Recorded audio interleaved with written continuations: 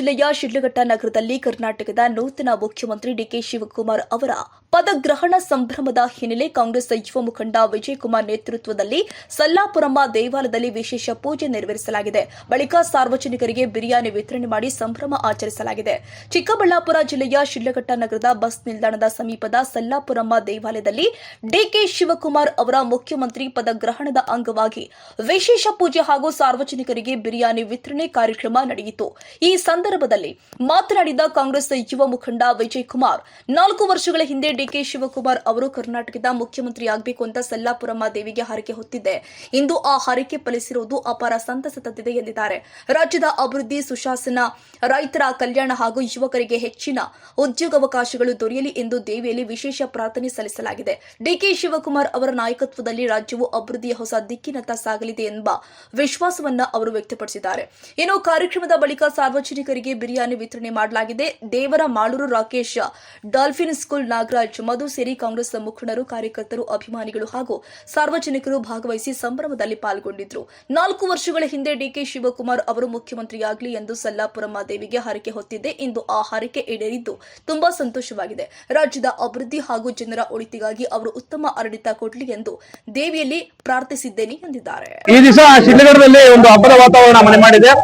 ಕಾರಣ ಮಾನ್ಯ ಡಿಕೆ ಶಿವಕುಮಾರ್ ಸಾಹೇಬರು ಒಬ್ಬ ಯುವಕರಿಗೆ ಕರ್ನಾಟಕದ ಮುಖ್ಯಮಂತ್ರಿ ಸ್ಥಾನ ಸಿಗ್ತಾ ಇದೆ ಅಂತಕ್ಕಂಥದ್ದು ನಮ್ಗೆಲ್ಲವ ಖುಷಿ.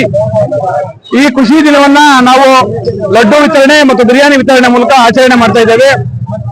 ಈ ದಿವಸ ಈ ಒಂದು ಖುಷಿಗೆ ಕಾರಣಕರ್ತರಾದಂತಹ ಮಾನ್ಯ ಡಿಕೆ ಶಿವಕುಮಾರ್ ಸಾಹೇಬರಿಗೆ ಶುಭಾಶಯ ತಿಳಿಸುತ್ತಾ, ಎಲ್ಲ ಕಾಂಗ್ರೆಸ್ನ ಶಿಡ್ಲಘಟ್ಟದ ಎಲ್ಲ ಕಾಂಗ್ರೆಸ್ ಕಾರ್ಯಕರ್ತರು, ಮುಖಂಡರು ಈ ಒಂದು ಹಬ್ಬನ ಆಚರಣೆ ಮಾಡ್ತಾ ಇದ್ದಾರೆ. ಇಲ್ಲಿ ಎಲ್ಲ ಒಗ್ಗಟ್ಟಾಗಿ ಸೇರ್ಕೊಂಡು ಈ ದಿನದ ಸಂಭ್ರಮಾಚರಣೆಗೆ ಬಹಳಷ್ಟು ಜನ ಸಹಕರಿಸಿದ್ದಾರೆ. ಮಾನ್ಯ ಮುನಿಯಪ್ಪನವರ ಆದಿಯಾಗಿ, ಶಶಿಧರ್ ಮುನಿಯಪ್ಪನವರ ಆದಿಯಾಗಿ ಎಲ್ಲ ಮುಖಂಡರು ಈ ಒಂದು ಕಾರ್ಯಕ್ರಮಕ್ಕೆ ಸಹಕಾರ ಕೊಟ್ಟಿದ್ದಾರೆ. ಎಲ್ರಿಗೂ ನಮ್ಮ ಯೂತ್ ಕಾಂಗ್ರೆಸ್ ಕಡೆಯಿಂದ ಈ ಒಂದು ಕಾರ್ಯಕ್ರಮದ ಆಯೋಜಕರ ಕಡೆಯಿಂದ ಅವರಿಗೆ ಕೃತಜ್ಞತೆಗಳನ್ನ, ಧನ್ಯವಾದಗಳನ್ನ ತಿಳಿಸ್ತಾ ಇದ್ದೇವೆ. ಶುಭಾಶಯಗಳನ್ನು ಕೊಡ್ತೇವೆ. ಏನಿ ದಿನ ಲಡ್ಡು, ಬಿರಿಯಾನಿ ಮುನಿಯಪ್ಪ ಮತ್ತು ಶಶಿಧರ್ ಮುನಿಯಪ್ಪನವರ ಅಭಿಮಾನಿಗಳೇನು ಈ ಕಾರ್ಯಕ್ರಮ ಹಮ್ಮಿಕೊಂಡಿದ್ದಾರೆ. ಎಲ್ಲರಿಗೂ ಅನ್ನಸಂತರ್ಪಣೆ ಮಾಡಿ ಅವ್ರಿಗೆ ಶುಭಾಶಯಗಳನ್ನ ಕೋರ್ತಾ ಇದ್ದೇವೆ. ಎರಡನೇ ವಿಚಾರ, ಶಿಡ್ಲಘಟ್ಟಕ್ಕೂ ಡಿಕೆ ಶಿವಕುಮಾರ್ ಸಾಹೇಬರಿಗೂ ಅವಿನಾವ ಸಂಬಂಧ ಇತ್ತು.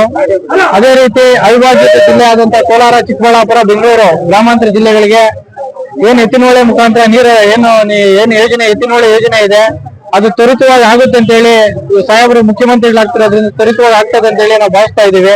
1000 ಜನಕ್ಕೆ 1200 ಕೆಜಿ ಚಿಕನ್ ಹಾಕ್ಬಿಟ್ಟು ಬಿರಿಯಾನಿ ಮಾಡ್ತಿದ್ರಿ, ಒಂದು 10,000 ಇಂದ 12,000 ಲಾಡು ಮಾಡ್ತಿದ್ರಿ, ಮತ್ತೆ ವಾಟರ್ ಬಾಟಲ್ಸ್ ತರಿಸಿದ್ರಿ. ತುಂಬಾ ಚೆನ್ನಾಗಿದೆ. ನಮ್ಗೇನಂದ್ರೆ ಇದ್ರಲ್ಲಿ ಸಿಕ್ಕೋ ಸುಖ, ಅನ್ನದಾನದಲ್ಲಿ ಮಾಡೋ ಸುಖ ಬೇರೆ ಯಾವುದೇ ದಾನ ಮಾಡಿದ್ರು ಸಿಗೋದಿಲ್ಲ. ಮನುಷ್ಯನಿಗೆ ದುಡ್ಡು ಕೊಟ್ರೆ ಯಾವುದೇ ಸಿಗೋದಿಲ್ಲ. ನಮ್ಗಿಲ್ಲ. ನಮ್ಗೆ 10 ವರ್ಷ ನಾನು ಸಾಹೇಬ್ರ ಜೊತೆ ಇದ್ದೀನಿ. ನಮ್ 3 ವರ್ಷಕ್ಕಾಗ ಪ್ರೀತಿ ಕೊಟ್ಟಿದ್ದಾರೆ. ಅದೇ ಅದು ನನಗೆ.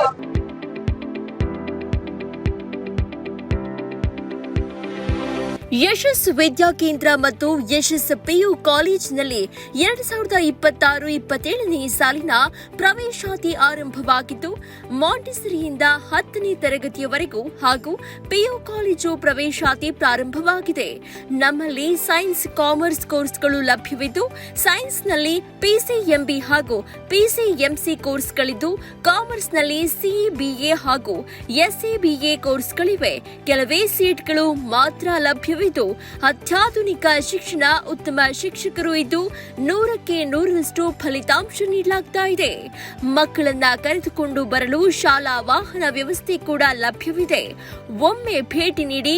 ಯಶಸ್ಸು ವಿದ್ಯಾಕೇಂದ್ರ ಮತ್ತು ಪಿಯು ಕಾಲೇಜು, ಸೋಮಶೆಟ್ಟಿಹಳ್ಳಿ ಮತ್ತು ಚಿಕ್ಕಬಾಣವರದ, ಮಾರುತಿನಗರ, ದಾಸರಹಳ್ಳಿ, ಬೆಂಗಳೂರು 560090. ಹೆಚ್ಚಿನ ಮಾಹಿತಿಗಾಗಿ ಸಂಪರ್ಕಿಸಿ 9606626456, 9743176627, 7829814447.